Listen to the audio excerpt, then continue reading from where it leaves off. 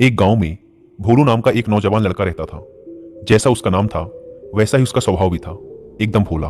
वो ज्यादा दिमाग नहीं लगाता था। जैसा उसके घर वाले और लोग उसे बोल देते वैसा ही वो कर देता, और जो उसे लगता बिना सोचे समझे लोगों के सामने वही बोल देता। भोलू के घर की आर्थिक स्थिति काफी अच्छी थी। उसके पिता के पास खेती करने के लिए पर्याप्त जमीन थी, जिसमें अच्छी खासी फसल हो जाती थी। भोलू के माता पिता काफी दयालु स्वभाव के व्यक्ति थे, लेकिन लोग उनके इस दयालु स्वभाव का गलत फायदा उठाते थे। गांव के लोग अक्सर अपनी मजबूरी सुनाकर उनसे अनाज और पैसे उधार मांग लेते, लेकिन लौटाते समय आनाकानी करते और तरह तरह के बहाने बनाते। भोलू के माता पिता भी अपने शांत और दयालु स्वभाव की वजह से लोगों पर अपना उधार वापस लेने के लिए दबाव नहीं डालते थे। इस तरीके से दोस्तों, रिश्तेदारों और गांव वालों के बीच उनके बहुत से पैसे उधार के रूप में फंस चुके थे। इसके बावजूद अब भी अगर उनके पास कोई अपनी मजबूरी सुनाकर रोने लग जाता तो वो उसे भी धन या पैसे उधार देकर उसकी मदद कर देते। शायद अपने माता पिता की वजह से ही भोलू का स्वभाव भी इतना भोला था। इसी बीच भोलू के माता पिता बड़े धूमधाम से भोलू की शादी भी कर देते हैं, लेकिन भोलू की पत्नी स्वभाव से थोड़ी तेज और नाज नखरे वाली थी। इसीलिए वो अपनी मनमर्जी के खर्चे करती और अपनी बातों से घर वालों को दबा के रखती। लेकिन भोलू अपनी पत्नी से बहुत प्रेम करता था। वो उसकी हर इच्छा पूरी करता और उससे अपनी सारी बातें साझा करता। इसी तरीके से कुछ साल बीत गए, लेकिन एक दिन अचानक भोलू के पिता की तबीयत खराब हो गई। उन्हें गांव के वैद्य के पास ले जाया गया, लेकिन गांव के वैद्य को उनकी बीमारी का पता नहीं चल पाया। तो फिर उन्हें नगर के बड़े वैद्य के पास ले जाया गया, जहां जाकर उन्हें पता चला कि भोलू के पिता के शरीर में कर्क रोग की शुरुआत हो चुकी है। वैद्य ने भोलू की मां को बताया कि वैसे तो इस रोग का कोई इलाज नहीं है, लेकिन क्योंकि अभी रोग की शुरुआत ही है, इसीलिए अगर सही उपचार किया जाए तो संभावना है कि रोगी को बचाया जा सकता है। लेकिन इस उपचार में समय और धन दोनों की बड़ी मात्रा में जरूरत है। भोलू और भोलू के पिता को वैद्य के पास छोड़कर उसकी मां धन की व्यवस्था करने के लिए गांव वापस आ जाती है, और वह उन सभी लोगों के घर जाती है जिन्हें उन्होंने पैसे उधार दे रखे थे। उनमें से कुछ लोग तो पैसा वापस कर देते हैं, लेकिन ज्यादातर लोग यहाँ वहां के बहाने बनाकर बात को टाल देते हैं। इसीलिए भोलू की मां गांव के सेठ से ब्याज में पैसे लेकर शहर वापस चली आती है और अपने पति का इलाज शुरू करवाती है। लेकिन इलाज बहुत ही महंगा था और लंबा चल रहा था। इसीलिए साहूकार से और ज्यादा पैसे उधार लेने की बजाय भोलू और उसकी मां ने अपने कुछ खेत बेचने का निश्चय किया, और उन्होंने अपने कुछ खेत गांव के सेठ को बेच भी दिए। लेकिन इतना लंबा इलाज करवाने के बावजूद भी भोलू के पिता की तबीयत ठीक होने का नाम नहीं ले रही थी। उनके इलाज के खर्चों की वजह से लगातार भोलू के मां के गहने और उनके खेत बिकते चले गए। अब तो उनके पास नाम मात्र के ही खेत शेष रह गए थे। लेकिन दूसरी तरफ भोलू के पिता की तबीयत दिनों दिन और भी खराब होती जा रही थी। एक दिन जब भोलू बाजार से कुछ सामान लेकर वैद्य जी के घर पहुंचा तो उसने देखा कि उसकी मां उसके पिता का सर अपनी गोद में रखकर जोर जोर से रो रही है। भोलू के पिता इस दुनिया को छोड़कर जा चुके थे। उसके पिता की मौत के बाद उसकी मां भी बहुत उदास और दुखी रहने लगी थी। साथ ही उनके परिवार में गरीबी का पहाड़ टूट पड़ा था, क्योंकि जो थोड़े बहुत खेत बचे भी थे उन्हें भोलू सही तरीके से संभाल नहीं पा रहा था। अब तक घर और खेत की सारी जिम्मेदारी उसके पिता ही संभाला करते थे। इसीलिए भोलू किसी भी काम को ठीक से नहीं कर पा रहा था। भोलू की पत्नी, जिसे मन मर्जी खर्चा करने की आदत थी, अब उसके फिजूल खर्चे भी बंद हो चुके थे। इसीलिए अब वो अपनी सास और भोलू से खुश नहीं थी। घर में रोज छोटी छोटी बातों पर झगड़ा कर लेती, लेकिन भोलू और उसकी मां चुपचाप उसकी बातें सुन लेते। भोलू अपने साधारण स्वभाव की वजह से अपनी सारी कमजोरियों, पिछली गलतियों और सारी बेवकूफियों के बारे में अपनी पत्नी को बता देता। बाद में पत्नी उसकी इन्हीं बेवकूफियों के बारे में बोल बोल कर उसे ताने मारती, और कई बार तो अपने मायके वालों के सामने उसे जलील भी करती। भोलू को लगता था कि अगर वो अपने दोस्तों और रिश्तेदारों से अपनी मजबूरी और दुख के बारे में बात करेगा तो लोगों से उसे सहानुभूति और मदद मिलेगी। लेकिन लोग उसकी मजबूरी सुनकर उसके सामने तो उसे बेचारा कहते, लेकिन बाद में उसका मजाक उड़ाते कि कैसा बेवकूफ इंसान है, इसका बाप भी बेवकूफ था और ये भी बेवकूफ है, हम इसकी मदद कैसे कर दें, ये लल्लू इंसान हमारे पैसे वापस कैसे करेगा। इसी तरह से लोग उसकी पीठ पीछे उसके बारे में तरह तरह की बातें करते और उसका मजाक बनाते। लोग भोलू और उसकी मां के सामने अच्छी अच्छी सलाह तो देते, लेकिन कोई भी असलियत में उसकी मदद करने के लिए सामने नहीं आता था। ऐसे ही एक दिन अचानक रात में भोलू की मां के सीने में दर्द उठा और वो भी भगवान को प्यारी हो गई। इस घटना के बाद से भोलू बहुत ही उदास और परेशान रहने लगा। काम तो वो पहले से ही ठीक से नहीं कर पाता था, लेकिन अपनी मां के जाने के बाद अब वो घर में ही उदास और दुखी होकर पड़ा रहता था। इस बात पर उसकी पत्नी उसे दिन भर ताने मारती और पड़ोसियों से उसकी बुराई करती। वह कहती, जैसे इसके माँ बाप निकम्मे और डरपोक थे वैसा ही ये भी है। जब भोलू को पड़ोसियों के मुंह से अपनी पत्नी के द्वारा की गई उसकी बुराई के बारे में पता चलता तो उसे बहुत गुस्सा आता, और गुस्से में वह भी अपनी पत्नी की पड़ोसियों से बुराई कर देता। उनकी इस आदत की वजह से पड़ोसी अपने सामने भोलू और उसकी पत्नी का मजाक बनाते और उन दोनों की एक दूसरे से चुगली भी करते, जिस वजह से भोलू और उसकी पत्नी के बीच झगड़े होने शुरू हो गए। एक दिन झगड़े के दौरान उसकी पत्नी घर छोड़कर अपने मायके चली गई और यह धमकी दे गई कि अब वह कभी वापस नहीं आएगी। पत्नी के जाने के बाद भोलू और भी अकेला पड़ गया। और वह पूरे दिन दुखी होकर अपने भाग्य को कोसता रहता।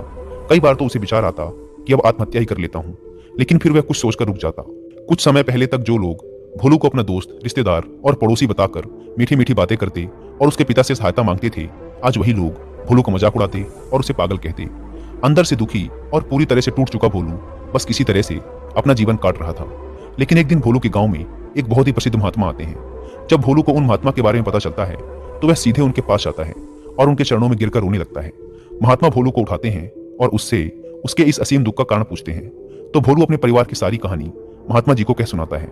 भोलू की पूरी बात को ध्यान से सुनने के बाद महात्मा उससे कहते हैं, तुम्हारे परिवार की इस हालत का कारण कोई और नहीं बल्कि तुम्हारा और तुम्हारे माता पिता का हद से ज्यादा सीधा होना और उन पारिवारिक बातों को दूसरों से बता देना है जिन बातों को कभी किसी से साझा नहीं करना चाहिए। तुम्हारे सीधे स्वभाव का इलाज तो लोगों के द्वारा दिए गए धोखों, तानों और तुम्हारी इस हालत ने कर ही दिया है।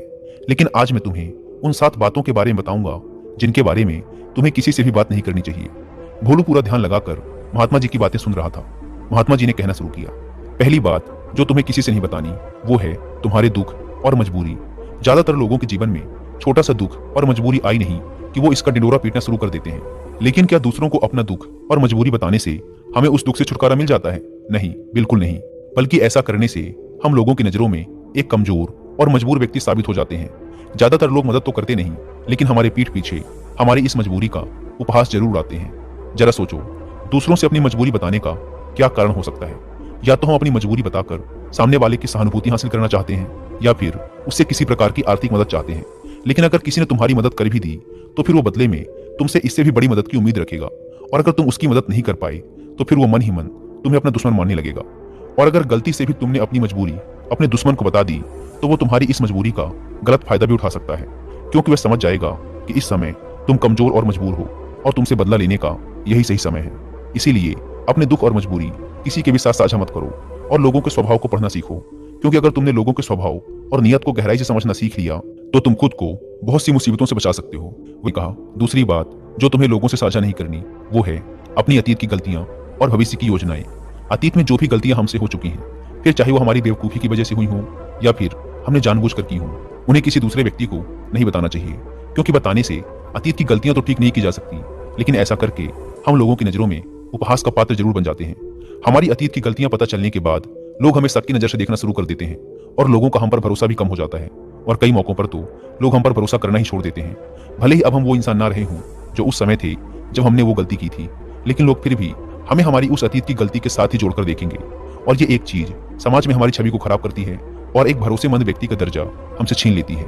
दूसरी तरफ हमें अपने भविष्य की योजनाएं भी लोगों को नहीं बतानी चाहिए, क्योंकि ऐसा करने के 2 बड़े नुकसान हैं। पहला, हर व्यक्ति के अंदर कहीं न कहीं खुद को दूसरों से श्रेष्ठ साबित करने और अपनी तारीफ सुनने की चाहत होती है, और ये चाहत उनके अंदर बैठे अहम की वजह से होती है। तो लगभग हर व्यक्ति ही अपने अंदर के इस अहम की पूर्ति के लिए बड़े बड़े लक्ष्य बनाता है और फिर उन लक्ष्यों की पूर्ति के लिए योजनाएं। लेकिन जब वही व्यक्ति अपने लक्ष्य और योजनाएं लोगों को बताने लगता है तो उसके बड़े बड़े लक्ष्य और योजनाओं के बारे में सुनकर लोग उसकी तारीफ करने लगते हैं, और अपनी इस झूठी तारीफ को सुनकर व्यक्ति के अहम को ठंडक मिलती है। वो अहम जो उसे ऊर्जा दे रहा था अपने लक्ष्य की पूर्ति के लिए, वो अब ठंडा पड़ने लगता है, जिससे अब व्यक्ति के अंदर अपने लक्ष्य के प्रति वो जज्बा नहीं रह जाता जो काम की शुरुआत में था। और इस बात की संभावना कई गुना बढ़ जाती है कि व्यक्ति अपने उस काम को बीच में ही छोड़ दे और उसका वो लक्ष्य कभी पूरा ही ना हो। इसीलिए हमेशा काम पूरा होने के बाद ही लोगों को उसके बारे में बताना चाहिए। और वैसे भी उन लोगों को अपनी योजनाओं के बारे में बताने का कोई मतलब नहीं जो हमारी उस योजना का हिस्सा ही नहीं है। समय से पहले अपनी योजनाओं के बारे में बताने का दूसरा नुकसान ये भी है कि लोग हमारी उस योजना को पूरा ही नहीं होने देंगे, क्योंकि कोई भी नहीं चाहता कि दूसरा व्यक्ति उससे आगे निकल जाए। इसीलिए जब लोगों को तुम्हारे लक्ष्य और योजनाओं के बारे में पता चलेगा तो वो तुम्हें पीछे खींचने की कोशिश करेंगे, यहाँ तक कि वो लोग भी जो अब तक तुम्हारी मदद कर रहे थे, तुम्हारे मित्र और रिश्तेदार, वो भी तुम्हें पीछे खींचेंगे। और अगर तुम्हारा बुरा चाहने वाले लोगों को तुम्हारी योजनाओं के बारे में पता चल गया तो वो निश्चित रूप से तुम्हारी योजना को असफल बनाने की पूरी कोशिश करेंगे। इसीलिए अपनी अतीत की गलतियां और भविष्य की योजनाओं को हमेशा गुप्त रखना चाहिए। महात्मा ने कहा, तीसरी बात जो तुम्हें किसी से नहीं बतानी वो है अपने घर की बातें। हमारे घर में हमारे माता पिता, बच्चों, सास बहू या पति पत्नी के बीच क्या बातें हो रही हैं वो हमें किसी से नहीं बतानी चाहिए, क्योंकि अक्सर घर में छोटी मोटी बहस या लड़ाई के बाद हम गुस्से में दूसरों से अपने परिवार की बुराई करना तो शुरू कर देते हैं, लेकिन उस समय ये भूल जाते हैं कि जो व्यक्ति हमारी बातें सुन रहा है वो भविष्य में हमारी इन्हीं बातों के लिए हमें नीचा दिखा सकता है या लोगों के सामने हमें अपमानित कर सकता है। और वैसे भी जब हम लोगों के सामने अपने घर की बातें बताना शुरू कर देते हैं तो लोगों को हमारे घरेलू मामलों में घुसने का मौका मिल जाता है। और वो जरूरत पड़ने पर हमारे इस घरेलू मनमुटाव का फायदा भी उठा सकता है। इसके अलावा भी जब घर वालों को पता चलता है कि परिवार के किसी सदस्य ने उसकी बुराई की है तो उसे बहुत बुरा लगता है और इस बात को लेकर घर में और भी लड़ाई झगड़े शुरू हो जाते हैं। सास बहू और पति पत्नी के बीच अधिकतर झगड़े तो सिर्फ इसलिए होते हैं क्योंकि वो दोस्तों, रिश्तेदारों और पड़ोसियों से एक दूसरे की बुराई करते हैं। इसीलिए अगर हम अपने परिवार के सदस्यों की तारीफ नहीं कर सकते तो किसी और से हमें उनकी बुराई भी नहीं करनी चाहिए। महात्मा ने आगे कहा, चौथी बात जो तुम्हें किसी से नहीं बतानी वो है अपनी कमजोरियां और अपनी ताकत। पहली बात तो ज्यादातर लोगों को अपनी कमजोरी और ताकत के बारे में पता ही नहीं होता, और अगर तुम्हें अपनी कमजोरी और ताकत के बारे में पता है तो तुम सच में एक बहुत ही बुद्धिमान व्यक्ति हो। लेकिन दूसरों के सामने अपनी कमजोरी और ताकत के बारे में ना बताने के दो बड़े कारण हैं। पहला कि अगर तुम्हारे दुश्मनों को तुम्हारी सबसे बड़ी ताकत के बारे में पता चल गया तो अब वो तुम्हारी सबसे बड़ी ताकत नहीं रह जाएगी, क्योंकि तुम्हारे दुश्मन तुम्हारी उस ताकत का कोई ना कोई तोड़ निकाल ही लेंगे। और अगर तुम्हारी सबसे बड़ी कमजोरी भी लोगों के सामने उजागर हो गई तो लोग अपनी बात मनवाने के लिए तुम्हारी उस कमजोरी पर ही प्रहार करेंगे और तुम्हें मजबूर होकर हमेशा ही दबना पड़ेगा और सामने वाले की बात माननी पड़ेगी। इसीलिए अपनी कमजोरी किसी को भी नहीं बतानी चाहिए, यहाँ तक कि पति को अपनी पत्नी से और पत्नी को अपने पति से भी नहीं, क्योंकि जरूरत पड़ने पर अपनी बात मनवाने के लिए ये एक दूसरे की कमजोरियों का फायदा भी उठा सकते हैं। और अगर पति की कमजोरी पत्नी को पता है तो पति को हमेशा ही दबकर रहना पड़ेगा, और इसका उल्टा भी उतना ही सही है। महात्मा ने आगे कहा, पांचवी बात जो तुम्हें दूसरों से नहीं बतानी वो है अपनी आमदनी और अपने धन के बारे में।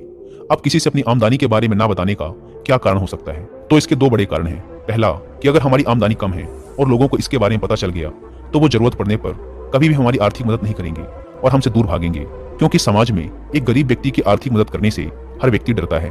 उन्हें इस बात का डर होता है कि इसकी आमदनी तो इतनी कम है, ये पैसे वापस कैसे करेगा। और साथ ही हमारी आमदनी के बारे में जानकर लोग हमारी हैसियत का अनुमान भी लगा लेते हैं और फिर हमें उसी के अनुसार इज्जत भी देते हैं, और अगर आमदनी बहुत कम है तो हमारा उपहास भी उड़ाते हैं। लेकिन दूसरी तरफ अगर आपकी आमदनी ज्यादा है और लोगों को इसके बारे में पता है तो वो छोटी सी भी जरूरत पड़ने पर आपके पास ही आर्थिक मदद मांगने आएंगे, और अगर किसी कारणवश आपने उनकी मदद नहीं की तो वो सोचेंगे कि ये व्यक्ति हमारी मदद कर सकता था लेकिन इसने जानबूझकर मदद नहीं की। तो इस तरीके से आपकी ज्यादा आमदनी आपके दोस्तों और रिश्तेदारों के साथ आपके आपसी मनमुटाव और झगड़े का कारण बनेगी। इसीलिए अगर आमदनी कम है तो लोग मजाक उड़ाएंगे, और अगर ज्यादा है तो हर व्यक्ति तुमसे मदद मांगता रहेगा। इसीलिए अपने धन के बारे में बात ना करने में ही समझदारी है। और शास्त्रों में तो यहाँ तक कहा गया है कि पति को अपनी कमाई के बारे में कभी भी पूरी तरह से अपनी पत्नी को नहीं बताना चाहिए, क्योंकि अगर पत्नी को पति की कमाई के विषय में पता चल गया तो वो उसकी कमाई को अपने हिसाब से चलाने की कोशिश करेगी, उसके धन पर जरूरत से ज्यादा अपना अधिकार जताएगी और पति के तमाम खर्चों पर रोक लगाने का प्रयास करेगी। महात्मा ने भोलू से आगे कहा, छठी बात जो तुम्हें लोगों से नहीं बतानी वो है अपने अपमान के बारे में। अगर तुम्हें किसी कारण से कहीं पर भी अपमानित होना पड़ा है तो इसके बारे में कभी किसी से चर्चा ना करो, अपनी पत्नी को भी ना बताओ, क्योंकि तुम्हारी पत्नी बेशक उस वक्त तुम्हारे पक्ष में बात करेगी लेकिन बाद में बात बात पर उस अपमान का ताना देती रहेगी। और अगर दूसरे लोगों को भी तुम्हारे उस अतीत में हुए अपमान के बारे में पता है तो वो कभी भी चार लोगों के सामने तुम्हारे उस अपमान के बारे में बात करके तुम्हें जलील कर सकते हैं। महात्मा ने आगे कहा, सातवीं और अंतिम बात जो तुम्हें दूसरों से साझा नहीं करनी वो है अपने मित्र और अपने शत्रुओं के बारे में। हालांकि ज्यादातर लोगों को इससे कोई मतलब नहीं होता कि हमारे मित्र और शत्रु कौन है, लेकिन इस जानकारी का गलत फायदा वो लोग उठा सकते हैं जो हमारा बुरा चाहते हैं। अगर हमारे शत्रुओं को यह पता चल गया कि हमारे मित्र कौन हैं जो जरूरत पड़ने पर हमारा साथ दे सकते हैं तो वो हमारे मित्रों के साथ अपने संबंध गहरे करके उन्हें हमसे दूर या हमारे खिलाफ कर सकते हैं। और अगर हमारे मित्रों को यह पता है कि हमारा सबसे बड़ा शत्रु कौन है तो अगर आने वाले समय में किसी कारणवश हमारा वो मित्र हमारा शत्रु बन जाता है तो वो हमारे उस पुराने शत्रु के साथ मिलकर हमारा बड़ा नुकसान कर सकता है। इसीलिए अपने मित्र और शत्रुओं के बारे में हर जगह सबके सामने बखान नहीं करना चाहिए। इतना कहने के बाद महात्मा जी मौन होकर भोलू के चेहरे की तरफ देखने लगे। भोलू की आंखों में आंसू थे, पश्चाताप के आंसू। आज पहली बार उसे महसूस हुआ कि वो अपनी पत्नी, दोस्तों और गांव वालों को अपनी हर एक बात बताकर कितनी बड़ी गलती कर रहा है, और उसकी इसी नादानी की वजह से सब उसे बेवकूफ समझते हैं और उसकी पत्नी भी उसकी इज्जत नहीं करती और उसे छोड़कर जा चुकी है। लेकिन उस दिन महात्मा जी के सामने ही भोलू ने मन ही मन में यह निश्चय किया कि आज के बाद वो अपने राज किसी को नहीं बताएगा, अपना शोषण नहीं होने देगा और एक जिम्मेदार व गंभीर व्यक्ति बनने का पूरा प्रयास करेगा। दोस्तों, उम्मीद है कि आपको यह वीडियो जरूर पसंद आई।